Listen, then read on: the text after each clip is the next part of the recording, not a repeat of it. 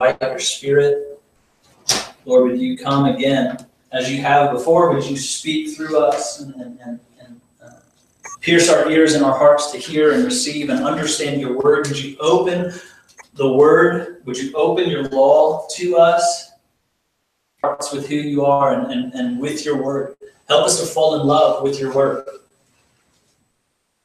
God, help us to fall in love with Jesus. Open us up to receive more of you. Lord, we just ask for your clarity tonight, that you give us clarity on these principles, on these things that we're talking about, that you would allow what is of you to sink in and take root and go deep into our hearts, and those other things to just kind of fall away.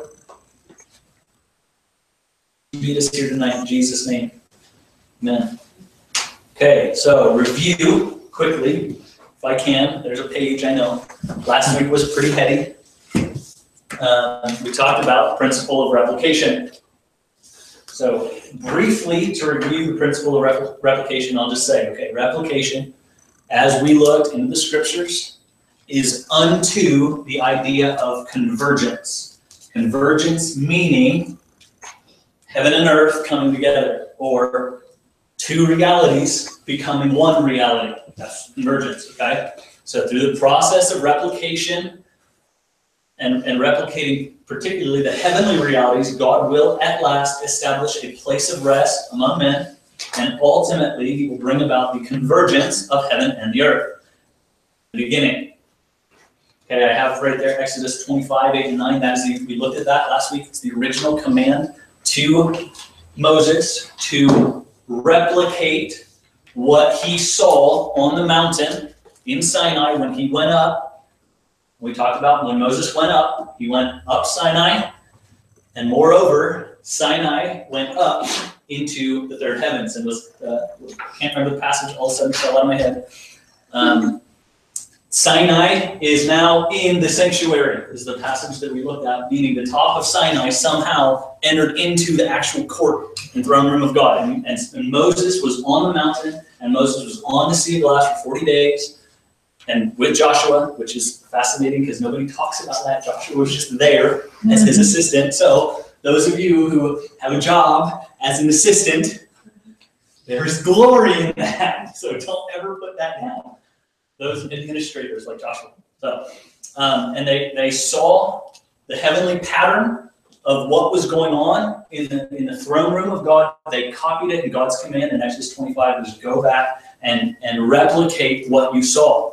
Just so shall you make it. Right? So the idea is that the convergence of heaven and earth that God commanded Moses to replicate was dependent upon and accuracy of Moses' replication of what was happening in the heavenly throne. So we looked at that. We kind of broke down some of the tabernacle and some of what was going on. Okay, so more than a broad replication, which is good, God desires to see specific realities within the heavenly temple replicated on the earth. On there, under number 1.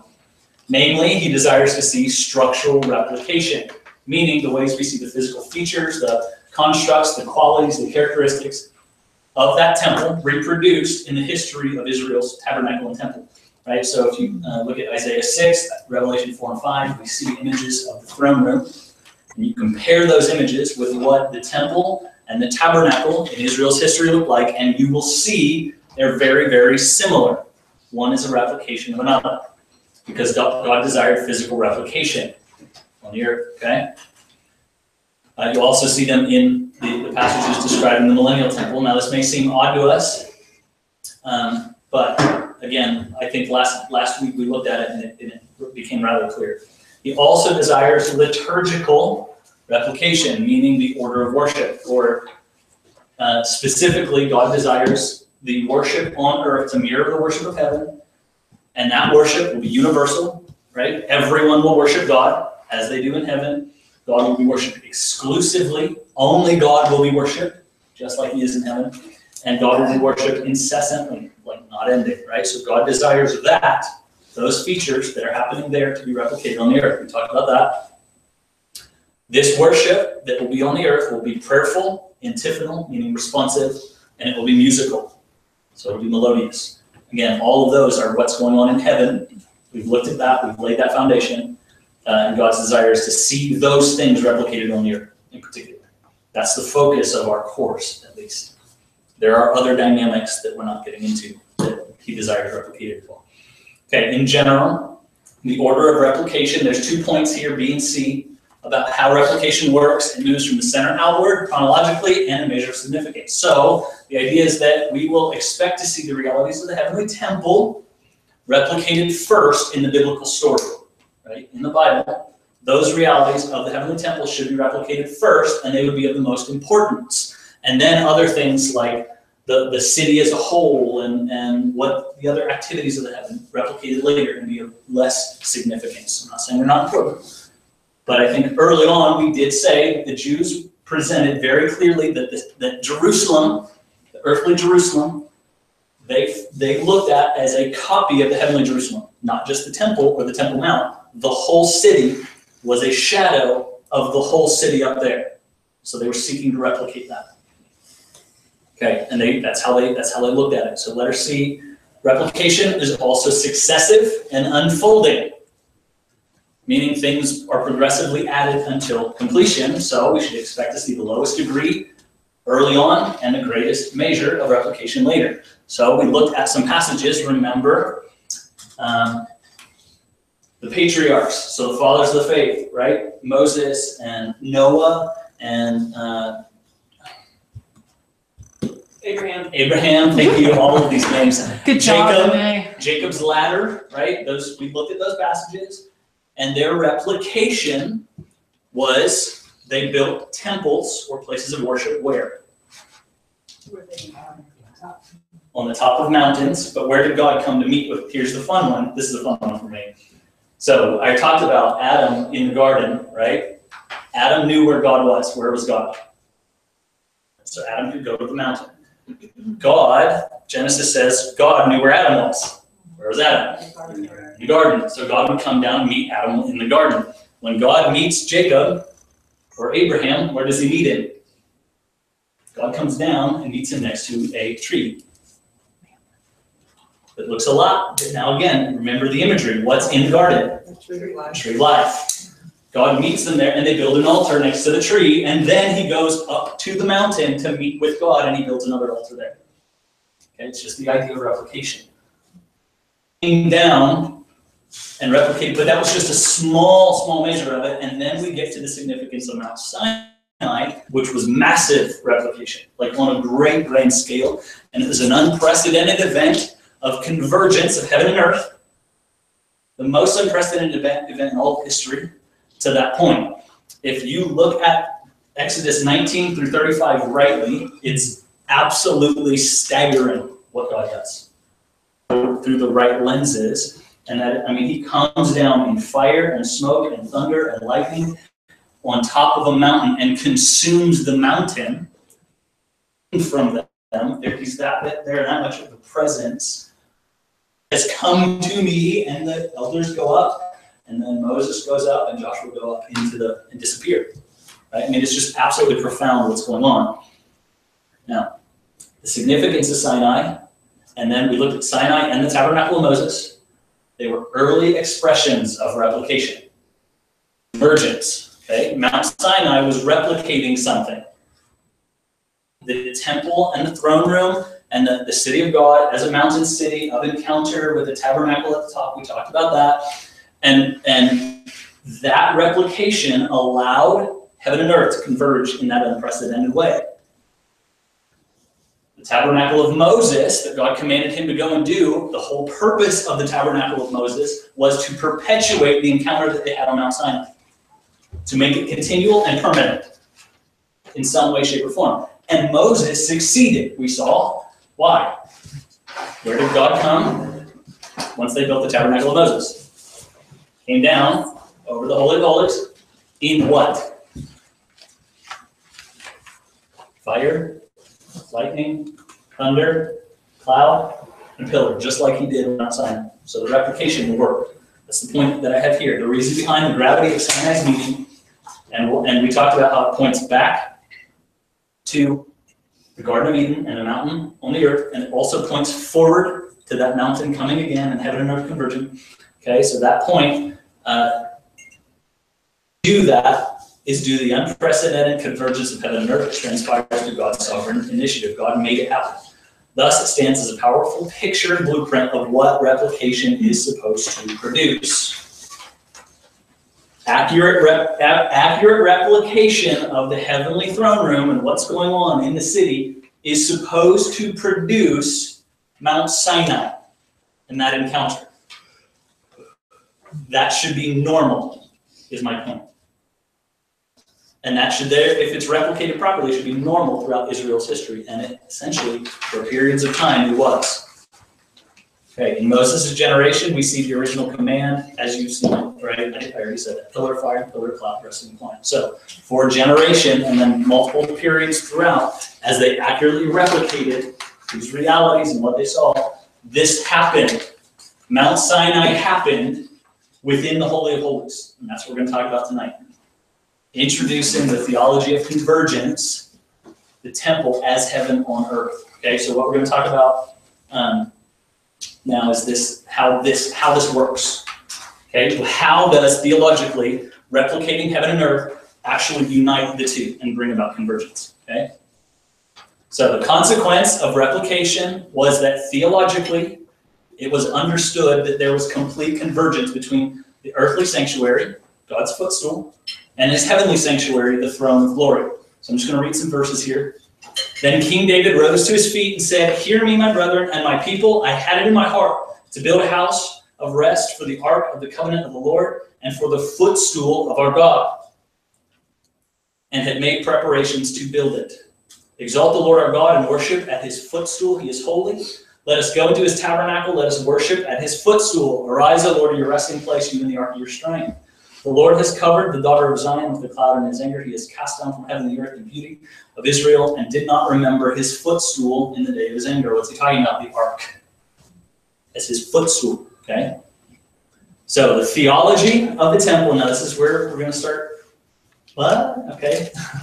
But the theology of the temple was such that the glory of God behind the veil was not somehow a separate glory or presence, but merely the same glory as the glory of his heavenly temple. Okay? Now, due to the convergence, there was no longer a ceiling. The Holy of Holies on earth opened directly into the heavenly temple. Okay? The way we think about it or understand it is that when you go into the Holy of Holies, there's like a cloud of some glory, right? Or glory, and that is somehow a separate glory than the glory that's present on his throne. That's kind of how we think about it, right? Like he sent like a little measure or a little piece or whatever. And we think of that when we sit and we worship and we think of the same thing, right? We think somehow it was a separate glory. But that is not how they thought about it in the temple period. And it's not how they thought, that's not how they saw his glory. Okay? The Holy of Holies was the point of intersection between two places. And so when they went in, they looked up and they looked into the heavenly throne room, and the places actually converged as one. That's why you couldn't look in there. Right? It was just his glory, his presence. That's why when the priests went in, they had to get so much incense up in front of them that they couldn't see anything. Because if they went in and they looked up, they saw the throne room of God and God sitting on the throne. They perceived it, so they had to veil themselves so that they could not see that when they went into the Holy of Holies.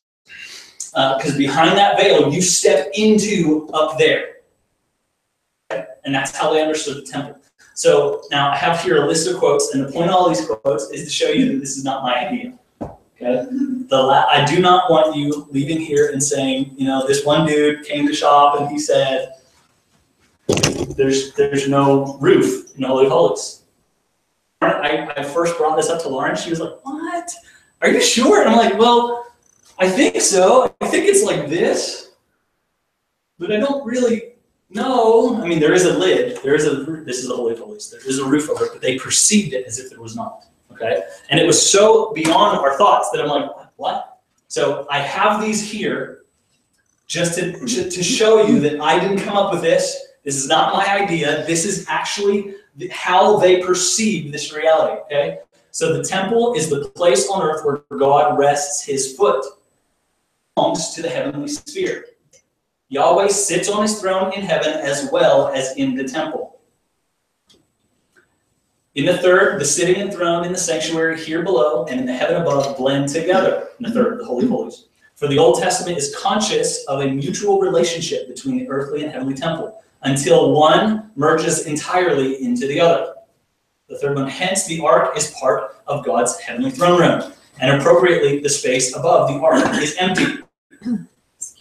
That's why the ark is the only thing in the Holy of Holies that is not a replication of something in the heavenly sanctuary. Because it's his footstool that he sits before his throne. Meaning he sits on his throne and he stretches out his feet and they rest on the ark on the earth. Okay? That's literally the picture that the Bible paints. Is that he's sitting somewhere up here. Okay, remember this is our Holy of Holies, our city. He's sitting somewhere up here. He sticks out his feet and they come all the way through down here and they rest on the Ark of the Covenant. Okay? Because, how can they do that? Because the two are one place. There was no ceiling. And the ark belongs to the heavenly temple.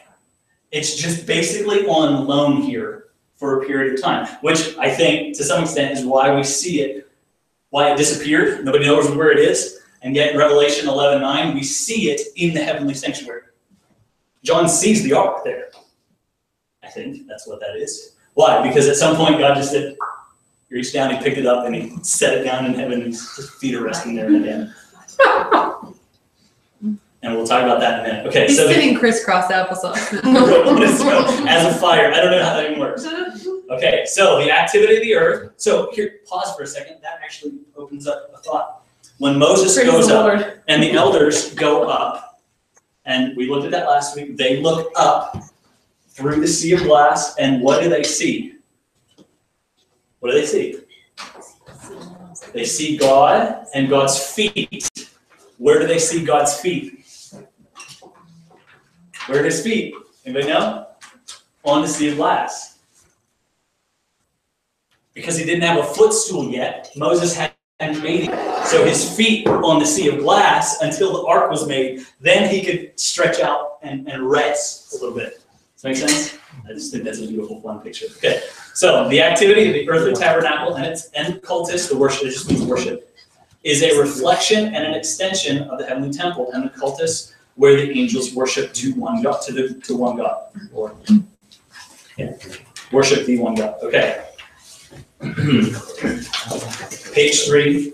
Heaven and earth are further linked together ontologically, that just means in a state of existence, in both the Old and New Testament passages. Heaven is my throne, the earth is my footstool. Thus, the earthly and heavenly temples are two ends of a cosmic dipole. Okay, so Lauren probably knows what I'm going to say.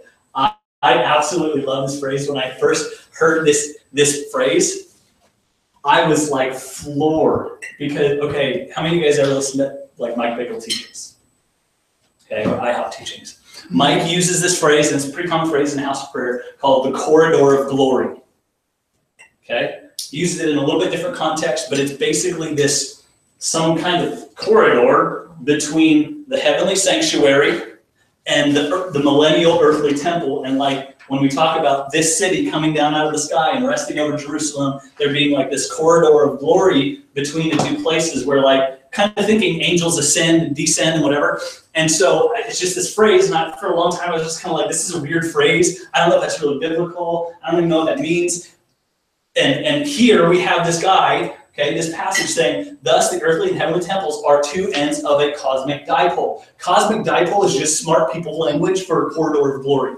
And so when I saw this and when I heard this, I was like, it's real. Like, Mike didn't just make this up. This isn't some IHOPanese. It's like actual language that smart people use. So anyway, I love that. Every time it tickles me when I see it. Okay, so the biblical examples have demonstrated that ontologically, the temple palace of God may be considered as being either on earth or in heaven. When a righteous person entered the temple in Jerusalem, he could contemplate the power of God and be with him in the heavenly temple.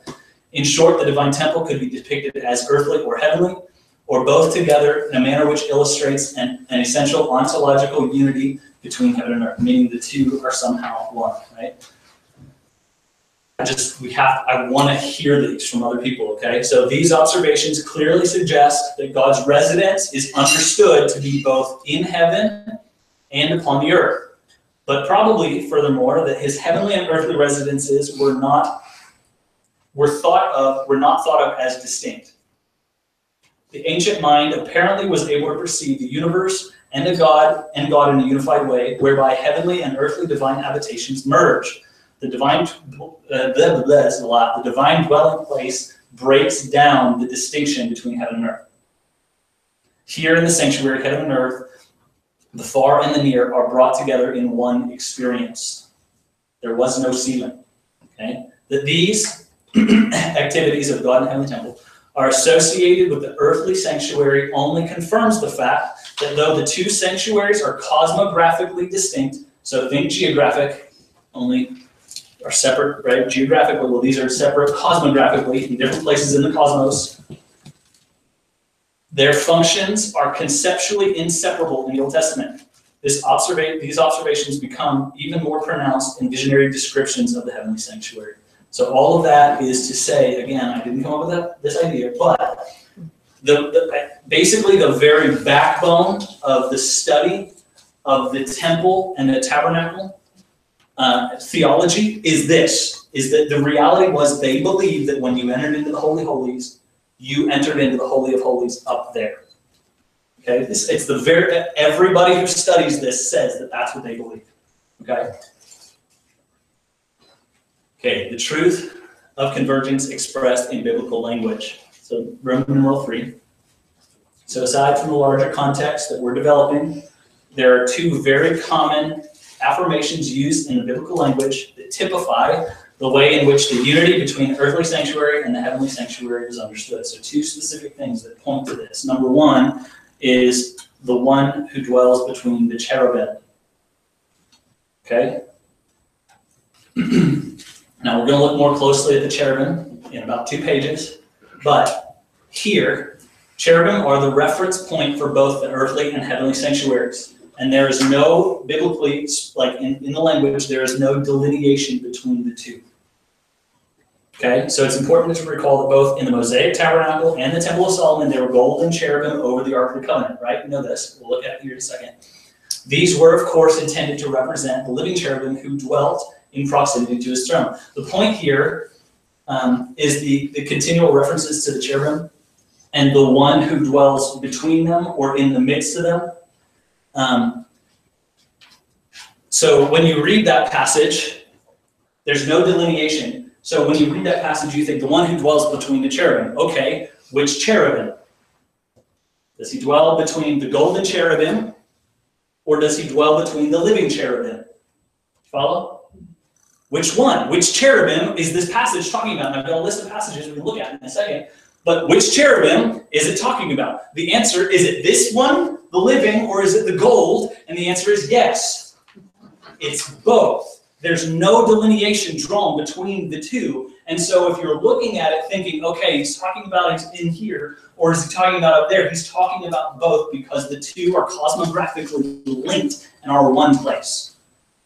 Representation, because of the principle of replication, if they're replicated accurately, they manifest that presence of the spirit of those angels. Okay. The people sent to Shiloh, and from there they carried the Ark of the Covenant, the Lord of hosts, who sits above the cherubim.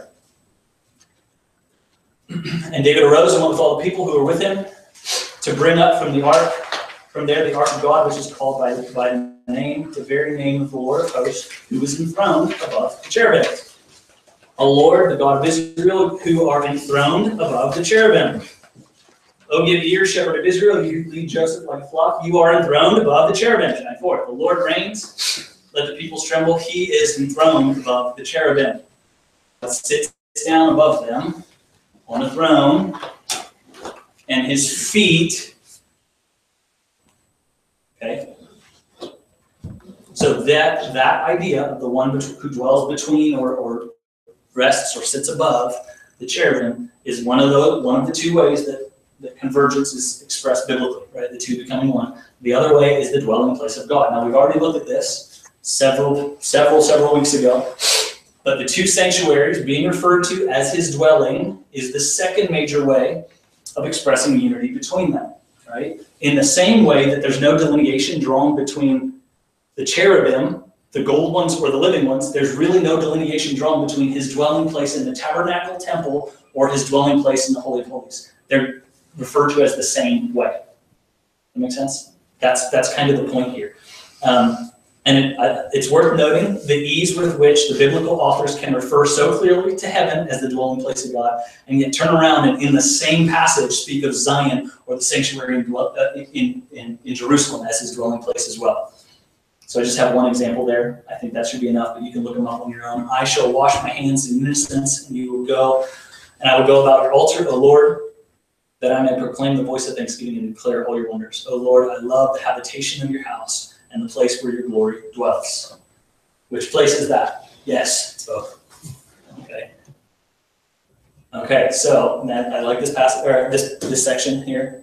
Overview of cosmic unity or convergence through temple convergence in the Psalter. That just means the Psalms, right? David's references and the writers of the Psalms talking about convergence. That's what this means. So we will now consider a small collection of biblical passages that demonstrate unity between the sanctuary in Jerusalem and the heavenly temple. This is very much a small selection. There are many, many, many of them in the Psalter alone, let alone the rest of Scripture. So Psalm 5:7, I love this one. But as for me, I will come into your house, into the tabernacle, this is David, in the multitude of your mercies, in fear of you, I will worship toward your holy temple. Okay, so we looked at this before, several weeks ago. The language here indicates two separate places. Okay, that word temple there at the end is hakal, and it is a physical structure or palace that did not exist in David's day. Right? The temple didn't exist. David worshipped in the tabernacle of David. It was a tent. The word hakal cannot mean tent. It cannot mean tabernacle. It cannot mean canopy. It is a physical, solid structure. So David is saying, I go into your tent of meeting, into the tabernacle, and I worship towards your holy temple. What is he saying? He goes in to the tabernacle and he looks up and he's looking into the throne room.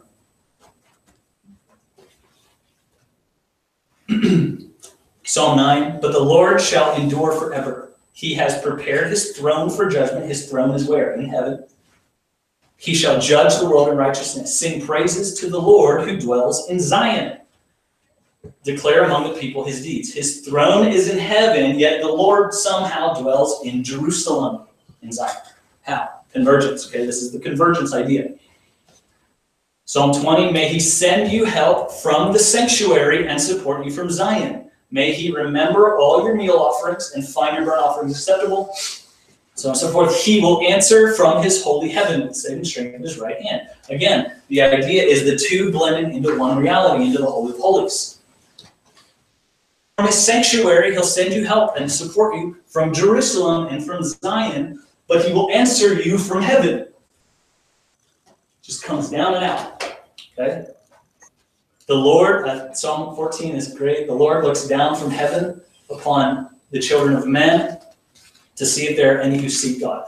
Oh, that the salvation of Israel will come out of Zion. So does this salvation come out of heaven, or does it come out of Jerusalem? Because Jerusalem and the Holy of Holies is the intersection between heaven and earth. It's the point of access. Okay? Psalm 27 is right in line with, similar to Psalm 5 that we just looked at. One thing have I desired from the Lord, and that shall I seek. This is the mantra of house of prayer, that I may dwell in the house of the Lord, in his tabernacle. Okay? That I might dwell in your courts. Whoops, skipped ahead, sorry. Dwell in the house of the Lord all the days of my life. Behold the beauty of the Lord and meditate in his temple. Again, temple here is hakal. Palace structure of the holy temple did not exist in David's day. So what is he talking about? Where the holy house sits on the top of the high hill. Okay? So David says, I enter into your tabernacle. Tabernacle, what does he do? He's actually able to look with his eyes and behold the beauty of the Lord. He can look up and behold the beauty of the Lord and meditate then in his temple. Okay, Psalm 65. I'm going to read through all these because they're awesome. Praise is awaiting you, O God, in Zion. How blessed is the one you choose and bring near you to dwell in your courts. We will be satisfied with the goodness of your house, your holy temple. This is again a Davidic psalm. So those who come near to the tabernacle, why? Because they're satisfied with the goodness of the heavenly temple by coming into the tabernacle, the heavenly temple, and they access what's going on in the Holy of Holies and the goodness of the Lord that flows from his throne like a river, right? And streams and they go out from there, right? Okay, his tabernacle is in Salem, his dwelling place also in Zion. You caused judgment to be heard from heaven, and the earth feared and was still. Again, it's the same idea. Okay? He dwells in Zion, but judgment is actually heard from heaven through Zion. Okay. Yes? So this is Old Testament. Does this change once Jesus comes? Look at that. Okay, good. There is New Testament application. Yes. Okay. Okay, so biblical descriptions. Ministry of Convergence. Now, here's where we're going to talk about the cherubim. Okay? So we referenced the cherubim and God who dwells in the midst of the cherubim. I've just been sitting in the cherubim all week, like studying and reading, and they're fascinating. It's absolutely amazing. Okay, so the cherubim, the biblical descriptions, that's what we're going to look at first, how the Bible describes them. The cherubim are very different than the seraphim and are not to be confused with one another. Okay, both are called living creatures, but they are distinct. So there are living creatures that are cherubim, and there are living creatures that are seraphim, and they have different roles and different functions. Okay? Though they're frequently mentioned elsewhere, the clearest description of them comes through Ezekiel's theophanies in Ezekiel 1 and Ezekiel 10. The seraphim are described in Revelation 4, 6-8. They have 6 wings, 1 face, and eyes all around and within. The cherubim, however, each have 4 faces, only 4 wings, feet like those of a calf, and hands beneath their wings, and also eyes all around. I'll let you imagine that in your own time. Yeah. Okay, I just read a couple of nights ago in Ezekiel where they're measuring the temple, and in there it says there are cherubim, on the walls with 2 faces, one of a lion, one of a man, and looking at a palm tree. So they're home with 2 faces. Well, it's a cherubim carved into a wall, right? So you only get half of its perspective. One is looking to the left, right. One is looking to the right. But there's still 2 more faces on the back side that you don't see. So on one side, you'll see 2 faces, but on the other side of the wall, actually in the temple, you'll see the other 2 faces. Does that make sense? Yeah. But what Ezekiel sees is only one side of the temple while he's walking through it. So he's saying, well, they have 2 faces here and here, because the temple's huge. Right. That he sees. He couldn't see the other wall, probably. Also, it didn't mention the pomegranates. Not in that passage. Yeah. Right, it's referenced elsewhere. So the cherubim, again, have 4 faces, 4 wings, feet like a calf, and hands beneath their wings. They also have eyes. Everywhere, remember? There probably are some with 2 faces. I mean, even from personal encounters, you hear people saying they're weird looking. So They're probably fascinating and beautiful. We think weird's a bad word. We think weird with our minuscule, weak human perspective. But God is fascinating and beautiful. Right. Weird. And surrounds himself with beauty. We looked at that, right? God is aesthetically pleasing and surrounds himself with aestheticism, like beauty. So I think they're probably beautiful, just beyond our comprehension. I had So these, all right, let's rein it back in. So Sorry. these descriptions may seem odd, they may seem weird, They do. okay? But we can't lapse into viewing these creatures as simply symbolic, right? And as, I don't know, just something that he put around it, or just symbolism, right? They are something, they serve a purpose. Biblical scholars try to dismiss this as just fun language or something, and we cannot do that. Otherwise, that undermines all of Ezekiel's vision, okay? And the historicity, that's the word, of the Garden of Eden and the cherubim there. So I'm going to read through this. Within there were figures, this is Ezekiel 1, Ezekiel's vision, resembling 4 living beings, 4 living creatures. And this was their appearance. They had a human form. Each of them had 4 faces and 4 wings, with their legs were straight and their feet were like a calf's foot. And they gleamed like burnished bronze. Under their wings, on their 4 sides, were human hands. Excuse me. As for the faces and the wings of the 4 of them, their wings touched one another. Their faces did not turn when they moved. Each went straight forward.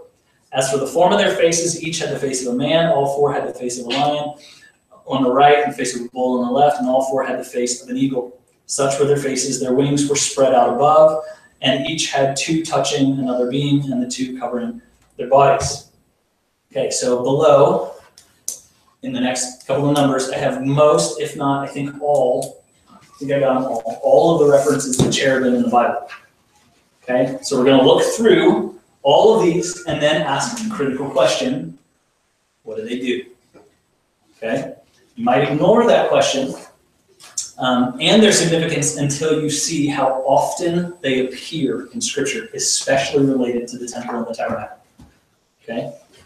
So, what do? The cherubim guard the entrance of the garden. We looked at that before, right? They're stationed there. They guard the way to the tree of life as well around the city of Eden, or the New Jerusalem. There's 12 cherubim, one at each gate. Excuse me. Number 2, cherubim were on the curtains surrounding the outside of the tabernacle of Moses. Moreover, you shall make the tabernacle with 10 curtains of fine woven linen and purple and blue and scarlet thread. With artistic designs of cherubim, you shall weave them. And then Exodus 36 is basically, they did that, right? With artistic designs, they made them. Okay, so picture it, if you can, for a moment. This tabernacle, and all around the outside, 10 large cherubim woven into the fabric around the outside of the temple, or the tabernacle, okay, as you go in, on the curtains. Here's a question. How did Moses know what cherubim looked like? How did the 4? I mean, we don't see that account anywhere in the New Testament, or in Genesis, Exodus, right? We don't see them mentioned until really what they look like, until Ezekiel's description. How did they know what they looked like? Someone had to have seen them, right? The artisans or Moses. I think Moses, obviously. But. You don't suppose when he was on the mountain Sinai, he looked into the throne room, he saw them? Sure. I'm sure he saw them face to face. We'll get into how I think more than he saw them. But, okay. Cherubim were on the veil of the tabernacle of Moses. You shall make a veil of woven blue, purple, and scarlet thread, and fine woven linen, and it shall be woven with an artistic design of a cherubim. And then Exodus 36, 35, and he made it, right? They made it with the design. Again, the point is that was then hung over the entryway into the Holy of Holies. Cherubim, guarding the way into the Holy of Holies. What is that cognizant of? Again, the garden. Number 1 there, right? Okay, so even more than this, they're present in the Temple of Solomon, which I have a minor replica of here. It's somewhat inaccurate, okay? It's not perfect, it's not amazing, but it's okay. Let's see, that was at number 4. Then he carved into all of the walls. Here we go. Then he carved into all of the walls of the temple and all around both the inner and the outer courts of the sanctuaries, right? So Holy of Holies and the outer court. Inner and outer, and carved figures of cherubim, palm trees, and open flowers, right? Just like on the panels of the tabernacle, on the walls were carved images of cherubim. Okay, he also overlaid the house, the beams of the doorposts and its walls, and with gold, and he carved cherubim on the walls. 2 Chronicles 3:7. So when you walk in, there's cherubim all around you. Okay, cherubim were carved on all the doors into the sanctuary of the Temple of Solomon. For the entrance to the inner sanctuary, he made doors of olive wood and so on and so forth, and he carved on them figures of cherubim. So that's these doors back here. Now, this is where this kind of gets inaccurate. There are no cherubim on the doors of this tabernacle. Okay, So somebody from this Bunch temple. of jokes, Drew. So somebody missed it, right? Yeah. So that's on the inner court, and then so for the door of the sanctuary, that's this one, he made doorposts of olive wood, and on the doors were made of cypress wood. He carved cherubim, and then he overlaid both of those with gold. Okay, so cherubim. Cherubim were carved on the bases and stands of the lavers in the Temple of Solomon. Everything, all the articles in here, on the plates and of its flanges and on its panels, he engraved cherubim. Cherubim were on the veil of the Temple of Solomon, and he made a veil of purple and blue and crimson and fine linen and woven cherubim into it. So, again, picture this, right? You walk in front of you, you see cherubim on the doors. You go through the doors into the outer court, what do you see? Cherubim. You walk forward on the doors of the Holy of Holies. What do you see? Cherubim. You open the doors and there's a curtain hanging there, and woven onto the curtain, cherubim. You go through the cherubim curtain, and what do you see?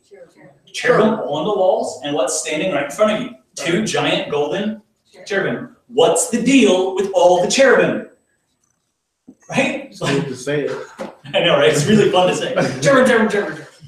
What's the deal with all of these cherubim?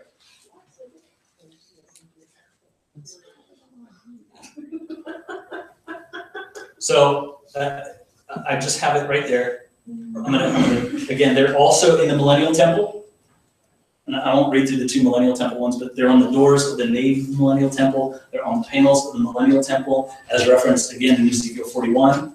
And this is the temple that will be on the earth that Jesus will rule and reign from for 1,000 years before heaven comes down. That's the Millennial Temple. That's what I mean by that. Millennial means 1,000 years. Okay, cherubim were over the Ark of the Covenant. We said this already, but you shall make 2 cherubim of gold of hammered work. You shall make them the 2 ends of the mercy seat. Make 1 cherubim at one end, the other at the other end, and you make the cherubim at the two ends with 1 piece of the mercy seat. Okay, and they'll stretch out their wings above, covering the mercy seat with their wings, and they shall face one another, and the faces shall be towards the mercy seat.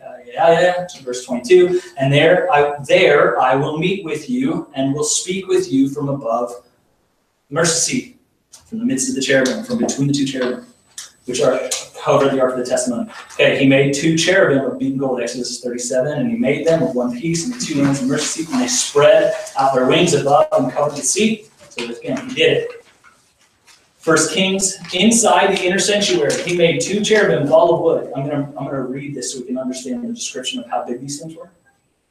Each 10 cubits high. 1 wing of the cherubim was 5 cubits, and the other wing was 5 cubits, and 10 cubits from one tip of the other to the other wing. Remind us a cubit, a picture of that? I don't remember. Wait, is that right?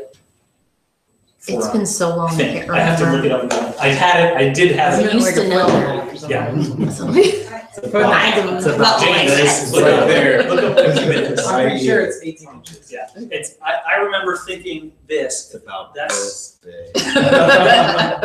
It's big. So Okay. they're tall, they're big, right? 10 cubits from one to the other, and the other cherubim was also 10 cubits. Both were the same size and shape. The height of one was 10, the height of the other. They set the cherubim inside the inner room, and they stretched out the wings so that the wing of one touched one wall, and the wing of the other touched the other wall, and their wings touched in the middle of the room. And then he overlaid them with gold. 10 cubits is 15 feet, according to Google. 10 cubits is 15, so they're 15 feet tall, they're 15 feet wide, so the room is 30 feet wide. 30 by 30 by 30. Okay? That's right, that sounds right. Then the priests brought in the Ark of the Covenant of the Lord to its place into the inner sanctuary of the temple to the most holy place, under the wings of the cherubims, where they put it. The cherubim spread their wings over the place of the Ark, and the cherubim overshadowed it with its poles. Okay, so again, lots and lots and lots of cherubim. Number 11, the Lord descends on the cherubim. Again, the question is, what do they do? They're everywhere. What do they do? He rode upon a cherub and flew, and he was seen upon the wings of the wind. He rode upon a cherub and flew. He flew upon the wings of the wind. Okay. Understanding the ministry of the cherubim. Question you are probably now asking, okay, why the emphasis? Why so many? What do they do? Why are they so heavily emphasized in the tabernacle temple and even in the millennial temple? Why are they so important to that and what's going on there? Letter B, when the witness of biblical testimony is taken together in wholeness, when we look at it all together, we can conclude that the cherubim are responsible for facilitating and guarding the convergence of heaven and earth that occurs primarily, though not only, primarily through the cosmic dipole over the heavenly temple. Okay? The sanctuary dipole, the corridor of glory. Their job is to guard it and then facilitate the convergence that's happening there. Under God's sovereign leadership, that meaning they don't do this of their own accord, it's not on a whim, they don't, whatever, it's where God says to go. Their ministry function is to unite the heavenly temple with a locale on the earth and then steward that ladder or corridor.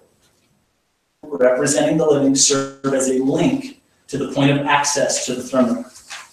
Furthermore, just as the cherubim guarded the entrance to the holy city through the Garden of Eden, they are woven into the veil of Holy of Holies because the ladder, the Holy of Holies, was the only point of access that remained on the earth to the heavenly city. So the point is this: God set them, a cherub, outside of the heavenly city, 12 of them, to guard the access to the heavenly city, right?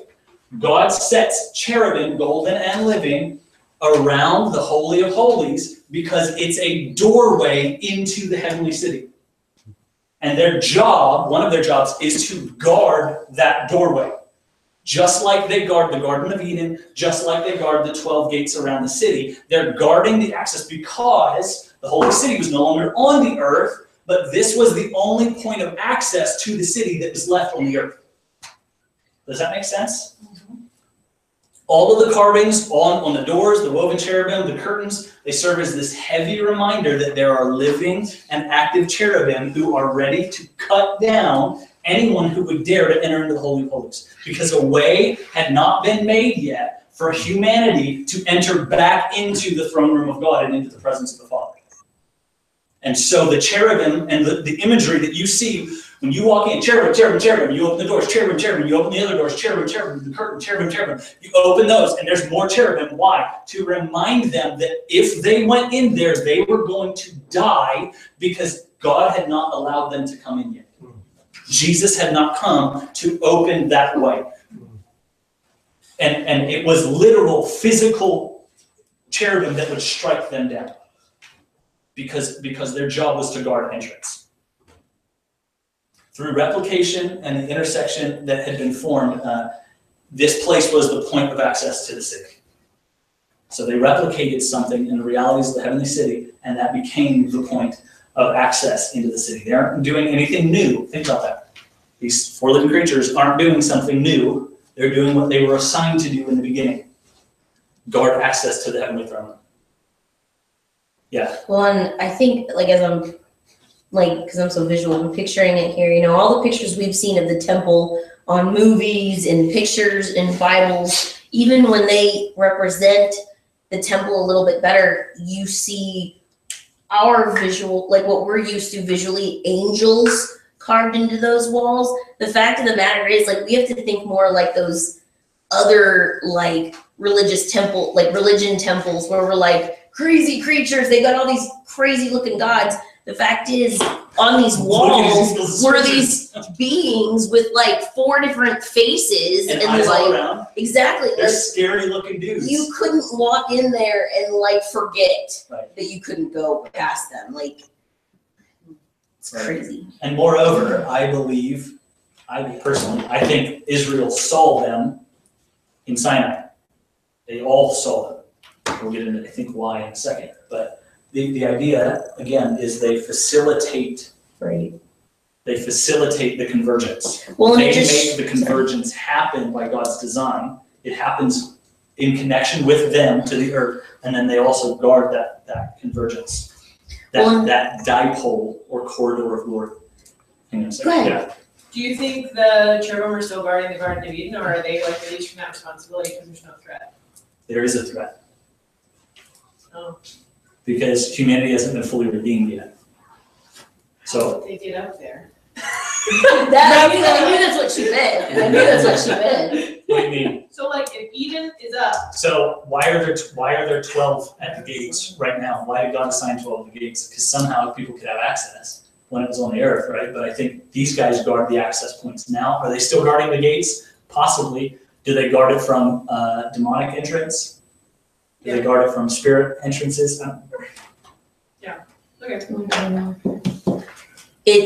John sees them in Revelation still guarding it as it's coming down. Okay. So they're guarding it then as it comes down. But we'll see, I think, a little bit more clearly in a moment. Yeah. Well, and just the point that the fact that he required them to build representation of these things on, like within the earthly access and the earthly materials in this convergence so many times over and over and over really speaks to the fact that even the building materials used on the earthly part of this convergence represent a lot more than just building materials. Like, otherwise he would have just said, build it and I'll take care of the guarding. No, like there's more. Once it becomes his and it becomes a part of this, I think that's just the point, is there's a lot more going on there than our scientific mindsets can grasp.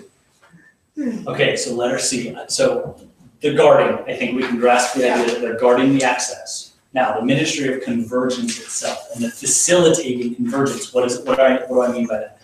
So though the present context of this course does not allow us to do a line-by-line study of Ezekiel 1 and Ezekiel 10, his theophanies, understanding the perspective of the angelic or the cherubic ministry, the ministry of the cherubim, I don't know how to say that, of convergence can give us much clarity on what's occurring in Ezekiel's visions or his theophanies. I don't know if I want to call them visions. I think they were more than a vision. So I won't get into that part. So basically meaning the angelic ministry about, let's gain some understanding of the angelic ministry as them being stewards of this dipole, this corridor of access or glory. What does that mean? So let's introduce the scene. So Ezekiel 1, if you have your Bibles, I encourage you to turn there.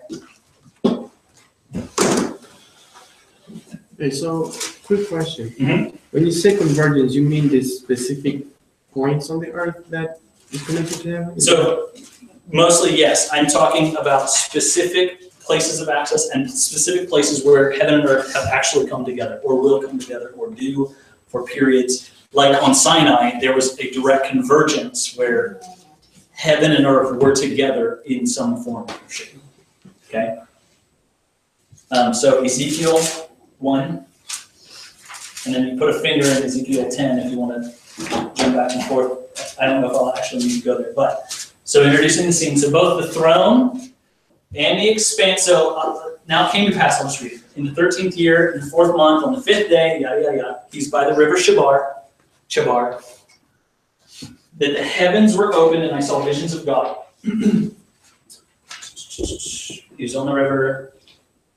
Okay, and the Lord was upon the hand of the Lord was upon. Then I looked, and behold, a whirlwind was coming out of the north, a great cloud with a raging fire engulfing itself. Brightness was all around it, radiating out of the midst. It's like the color of amber out of the midst of the fire. Now, we already read this also from within. He talks about the creatures, right? We read the description of those. Jump ahead to 13.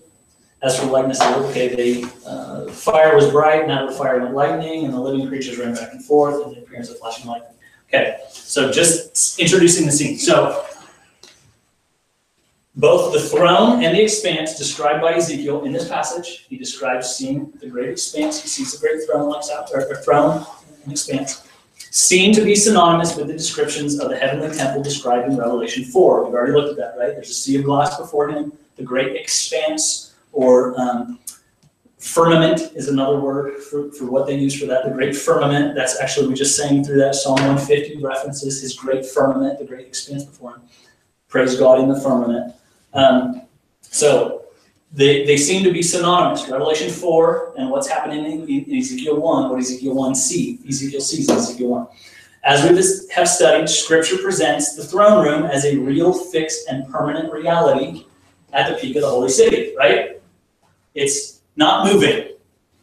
It's solid, it's sitting still, it's in a fixed location at the top of the city. The heavenly throne and the sea of glass, and where God dwells, okay? So we should therefore be cautious about presuming Ezekiel's sea of glass and throne are moving, unless otherwise stated, okay? Earlier in the course, I did that. I presumed something, and maybe some of you will remember that, but as many have before me, I presumed that the Ezekiel reference here in Ezekiel 1 is him seeing the chariot throne of God. Remember we talked about the chariot throne where God comes down and descends on a moving throne.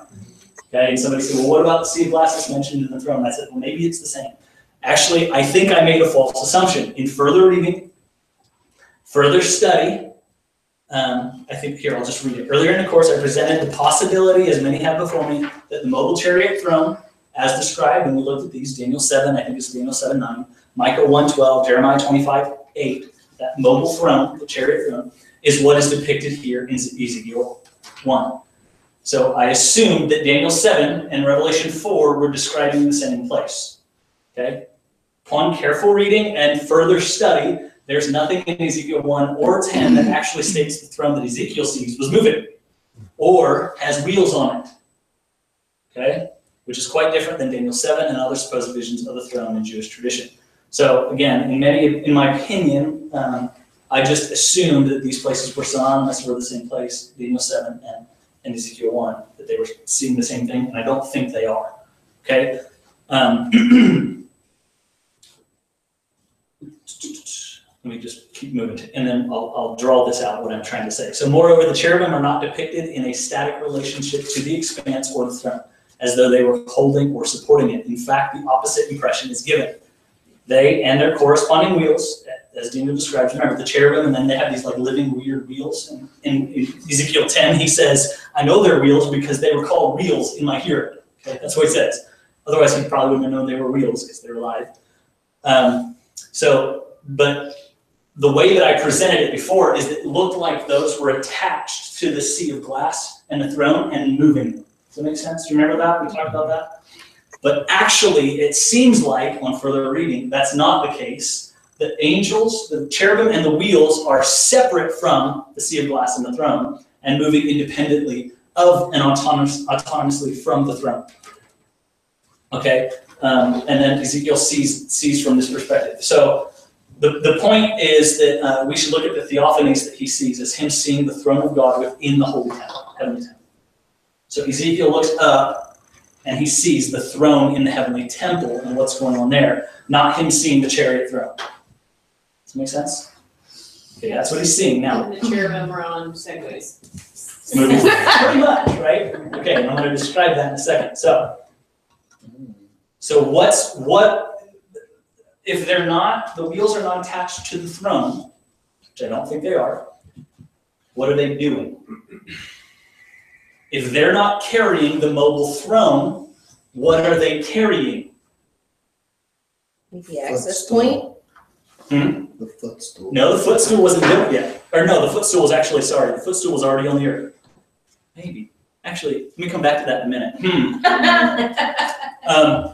More importantly, how is Ezekiel seeing the throne room? Okay, Ezekiel is seeing the throne room. Number one question is, what are they carrying? Okay, number two, how is Ezekiel looking up and seeing the throne room? Okay, the answer is the whirlwind of fire. Okay, Ezekiel 1 says, Ezekiel's theophany begins with him seeing a whirlwind of fire coming out of the north. The imagery is strikingly similar to the pillar of fire and smoke which attended the tabernacle of Moses and which descended upon Sinai. Later in the passage, in verse 13, it even says there's lightning coming out of this whirlwind of fire. Okay? What Ezekiel sees in the midst of the fire and seems to be carrying the pillar of fire are four living creatures, cherubim, and their wheels. Okay? And they're moving back and forth across the earth, and they're coming toward him. Okay? Ezekiel was beholding the corridor of convergence, or the heavenly dipole, the corridor of glory, moving. When he sees the pillar, the whirlwind of fire, he's seeing the pillar of fire move. And the pillar of fire is what? The access way to the heavenly throne room. Think portal. I know that's weird sci-fi language. I think it's okay for us to think portal. You ever seen Stargate? He looks up and he sees into something. That pillar came down and Sinai was in the heavenly temple. Think a pillar or a portal, or think a Farcaster, just depending on what sci-fi. Honestly, sci-fi makes it a lot easier to picture. Like, at least at this point. I mean, just depending on what sci-fi history story you're reading, there's a dozen different, it's a wormhole, I don't know, whatever. But think that, and what the four living creatures are doing is actually stewarding it and carrying it. The picture that Ezekiel draws or describes is these angels with a wing like this and like this on the back left corner, okay? And this wing is touching the wing of the guy in front of me who's doing this, and that guy is doing this, and the other back guy is doing this, and their wings are touching, and what's in their midst? They're actually carrying the portal like this or the dipole, the cosmic dipole. Wow. That's the imagery. And what Ezekiel sees is that, and then something else happens, okay? He looks, he sees a whirlwind, a great cloud, a raging fire. He sees them out of the midst of the fire. Now, I want to just, what I'm going to do here in Exodus 14 and Exodus 40 is just give you precedent biblically that the pillar moves. The portal of fire moves, okay? The angel of God who had been going before the camp of Israel moved and went behind them. The pillar of cloud moved from before them and stood behind them. So it came between the camp of Egypt and the camp of Israel. And there was a cloud along with the darkness, and it gave light at night. Thus the one did not come near the other all night. At the morning watch, the Lord looked down on the army of the Egyptians through the pillar of fire and the cloud, and brought the army of Egyptians into confusion. Exodus 40. Then the cloud covered the tent of meeting, and the glory of the Lord filled the tabernacle. Moses wasn't even able to enter because the cloud settled on it, and glory filled the tabernacle. Throughout all their journeys, whenever the cloud was taken up from over the tabernacle, they would set out, Israel. But if the cloud was not taken up, they'd stay. For throughout all their journeys, the cloud of the Lord was on the tabernacle by day, and there was a fire by night in the sight of all of the house of Israel. Okay? Carried by the cherubim, the whirlwind of fire serves as the conduit through which convergence of heaven and earth can happen.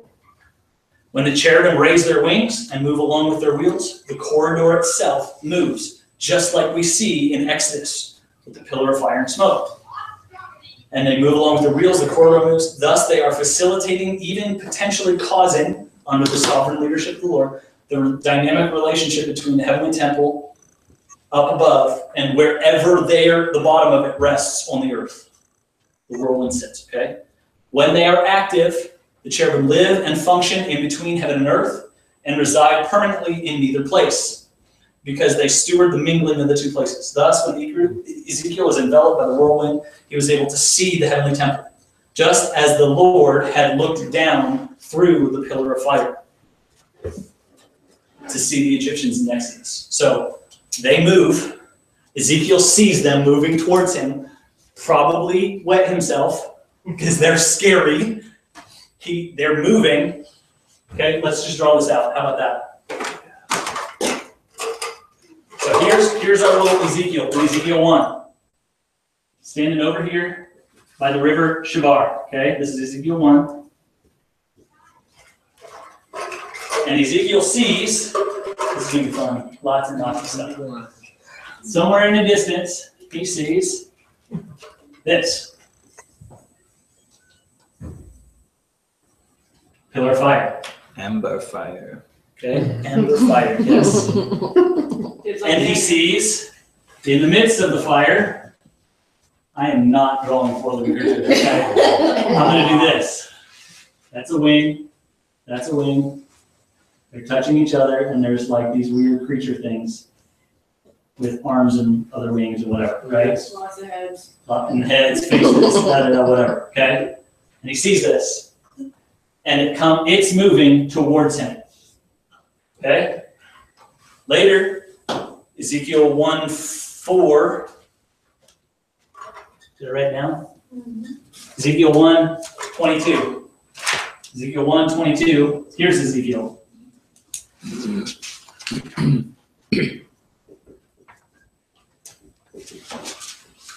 He does something. He looks up. And what does he see? Well, follow his vision. He sees this. A sea of glass and the throne of God. That's my chair. Just how, in the same way that God from there looked down through the pillar of fire and saw the Egyptians in Exodus.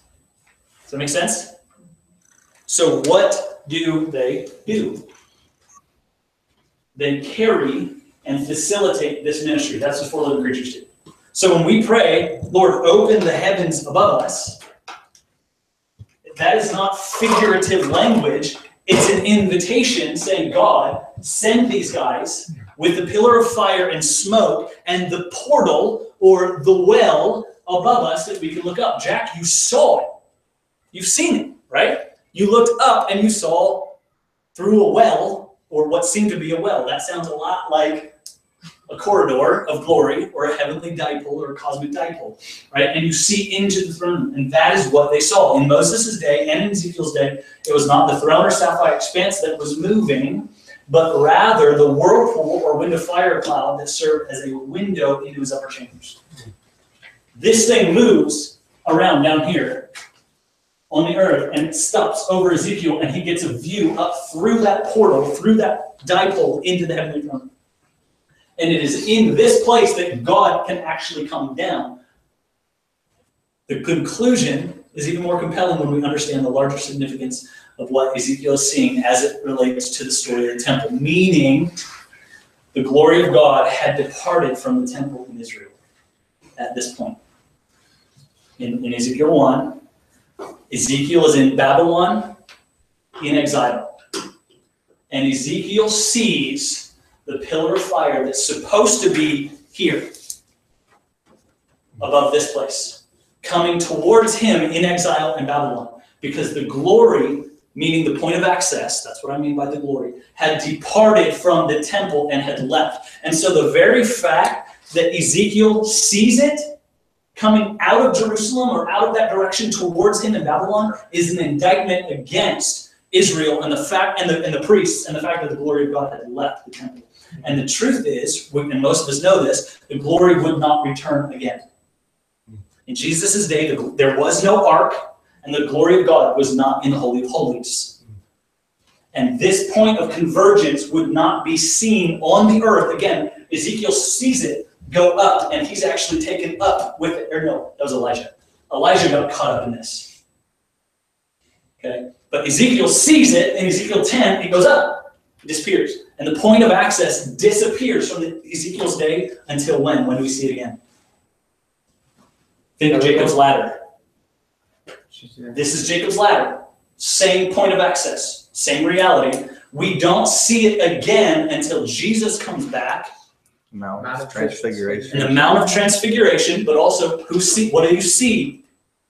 Ascending and descending upon Jesus' head. The Holy Spirit. The angels. Oh, angels. Just like at Bethel, the corridor of glory actually came and just planted itself on Jesus. And everywhere he went, the 4 living creatures went. And they carried the point of access. Who was it that sees? What passage is that? Why can't I not think of that? They see angels ascending and descending upon Jesus. You know what I'm talking about? Oh, yeah. So he's talking about that to one of the disciples, Thomas or somebody. He says, behold, you will see angels ascending and descending upon the Son of Man. Yeah. Yeah. Jesus tells it to him. That's what the context is. It's this. Kind of just thinking too, like when Stephen is stoned and he looks up. What does he see? Fire. Yeah. And through the fire, he sees the throne room of God. Right. Yes. Well, and think about Jesus saying, you don't understand. It's better for me to go because then the Spirit can come and we can have access to this.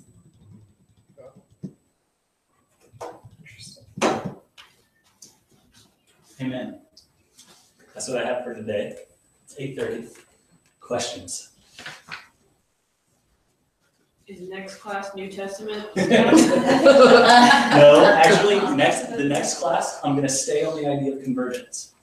But I'm gonna be talking about how convergence happens, and how it's referenced in the place of God's divine rest, scripturally, and what divine rest is. And Psalm 132, basically. So kind of with the idea of like facilitating and guarding, I don't know, there's like a lot of similar language used with intercessors to some degree. So what's the relationship of an intercessor to a cherubim? I don't know, like how's that? Well, because we think about the language of the man in the wall. Yeah, that's what I was thinking. Like it's kind of you're Serving as a watchman on the wall. So then the cherubim are doing that too. So what are we doing? We're not doing the same They're thing. guarding the gates. No, the picture, they're guarding the heavenly city. Right. Watchmen are to serve as watchmen for Israel. Right. In prepping for the return or preparing for the return of Jesus, right? And calling out his time, he's coming soon, he's coming soon. Right. The role is significantly similar. Mhm. Therefore, we talked about this with Adam. Adam's job as a priest was to do what? Guard and facilitate the connection between, which is priesthood, Right. to facilitate the connection between God and man. Four living creatures are doing that. Yeah. The cherubim are doing that. Did they exist before the fall? I don't know. Did they need to? If it was Adam's job to do it in the beginning, I don't know. I'm not going to answer that question. The Bible doesn't answer that question, so I'm not going to answer that question. But the point is, they're serving a role that we're supposed to be serving, and our serving that is replication of it. Right. Unto convergence of that reality. So set watchmen on your walls of Israel, and that call as an intercessor to do that is an expression of replication. Yeah. What is replication supposed to produce? This reality coming and the presence of God actually giving us access to the presence of God. So what do we get to do as intercessors? What do we get to do as ministers of the Lord?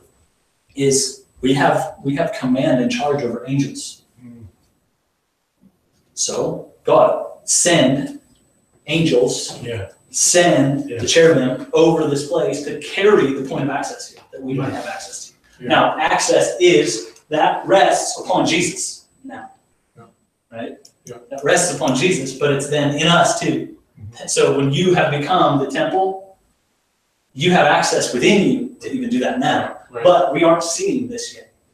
I believe we're going to see the pillar of fire again as we see replication increase upon the earth. I think this kind of stuff is going to happen. We're going to actually see.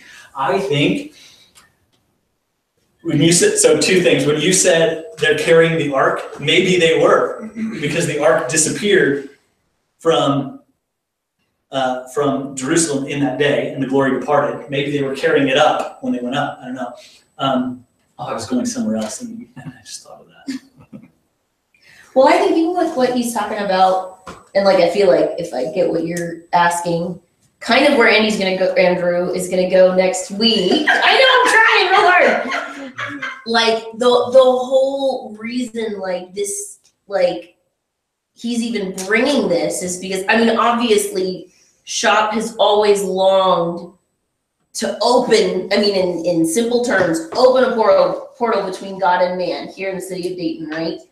And so as you get to know convergence and replication, and thereby continue to grow our knowledge and ability and desire to replicate a resting place for God here in Dayton, in Shop, but also in our city, in our nation, on the earth, so Jesus will come back, then as our spirits and our hearts get that, then we'll do it more, then we'll live it more, then he will find a resting place within us as individuals, as families, as a house, as a church of Dayton, whatever.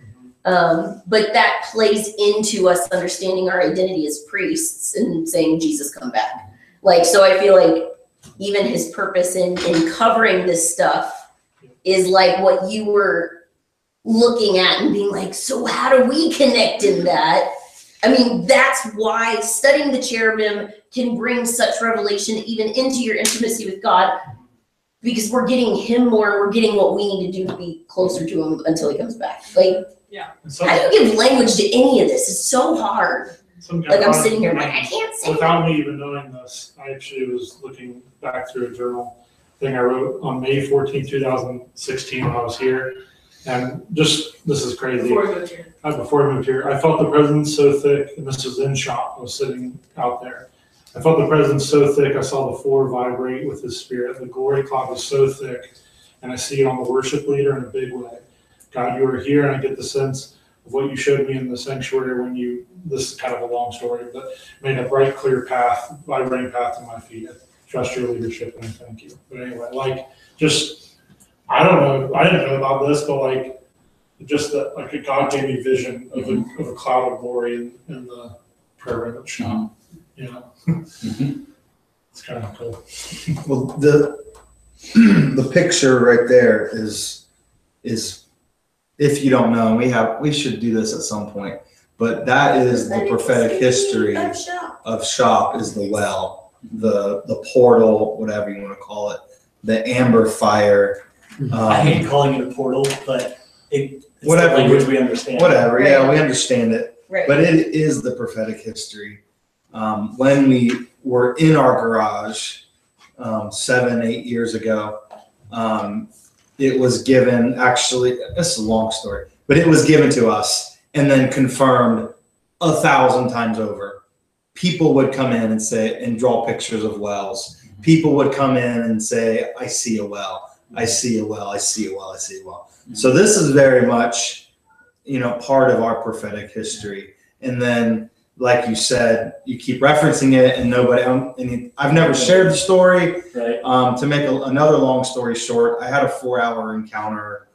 One of those times when One of those, what Jen was talking about, where prophetic utterance came out of my mouth, and something that I just gained revelation on tonight because of the cherubim there.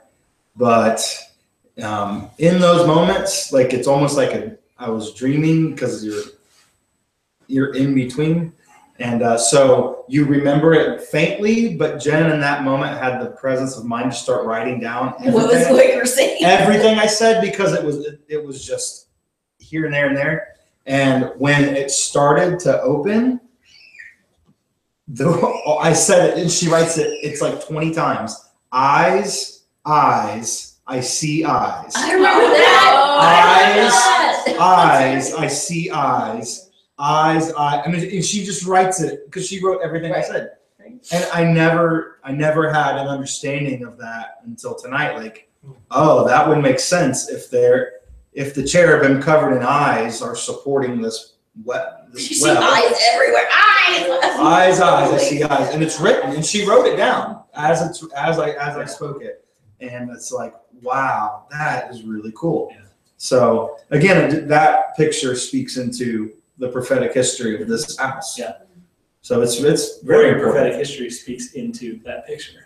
That's kind of the cool God's thing. It desire. gives you, like, it's like you may have had experiences, you may have had, this like gives you the biblical, Yes. like, foundation to that's what that was. That's what that was. There's Not such emotional Exactly. truth to doing that. We talked about that with prophecy. Confirm it with the word. And if you can't confirm it, then throw it out. Well, suddenly, I think some of the beauty of unpacking some of this understanding and revelation is, I think prophetic words for you guys are going to start to make sense that didn't before. Maybe they already are. Pieces that you didn't comprehend before. Experiences, things that are going to happen or are happening, that suddenly you're going to be like, whoa, that's what the Lord was doing because of heaven's real, and I didn't know that before, or whatever. But I think there's this, one of the reasons, in the midst, obviously there's more than just this reason because we're unpacking so much, but one of the reasons for doing this and looking at this specifically is to give us language in praying. Okay, so we want convergence, we want God to come and open the heavens. Well, what does that mean? Now you know what it means.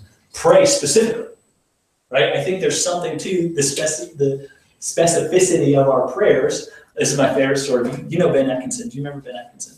Yes. Okay, so as a friend of ours who's from Kansas City, and he lived in Cincinnati for about 3 years.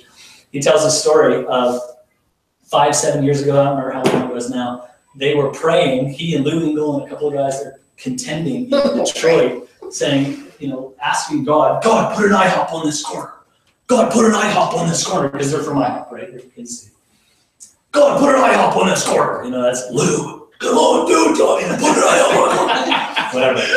So they're praying and they're going after it. God, do it. Raise up your prayer a little bit. Put an IHOP on this corner. They come back 5 years later and there's House of Pancakes on the corner. He's like, the Lord is like, be specific in your prayers.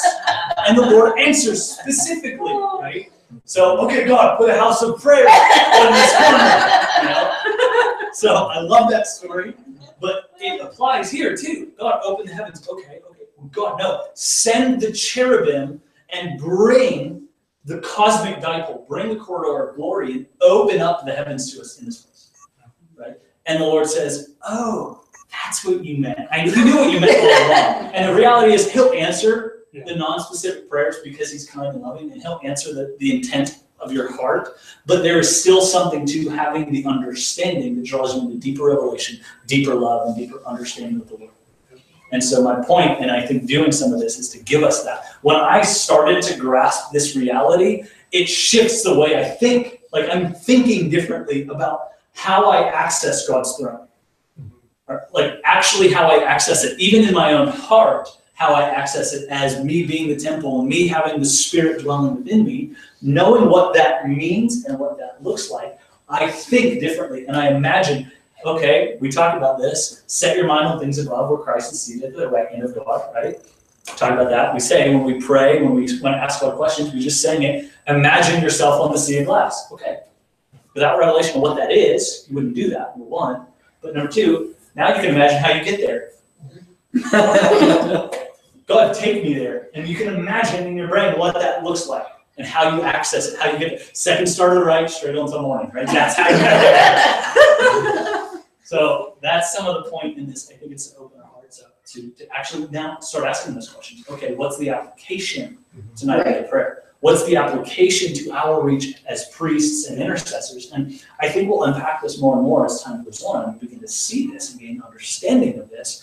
But understanding the concept of how convergence looks and works in the Bible, this is so much more profound than God bring heaven to earth, and we don't know what that means, on earth as it is in heaven. This is so much more real and tangible than God opened the heavens, which, again, this is all charismatic language that for the most part doesn't mean anything to people. Because they imagine that means this, or we imagine that means that, or we have an understanding of preconceived notions about what these things are. But biblically, when we understand, we can actually then pursue them wholeheartedly.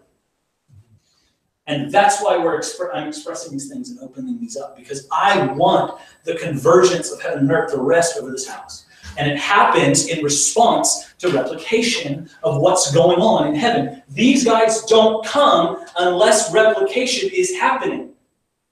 And they don't stay unless it continues, which is why in my heart's desire, I want to see night and day prayer and worship in this city 24 hours a day, 7 days a week in every city that I live in. Why? Because it is a replication of the worship of heaven, those 6 things that we talked about, right? It's a replication of that, and I know what that produces. Just like this replication produced the pillar of fire and produced Sinai, I want that.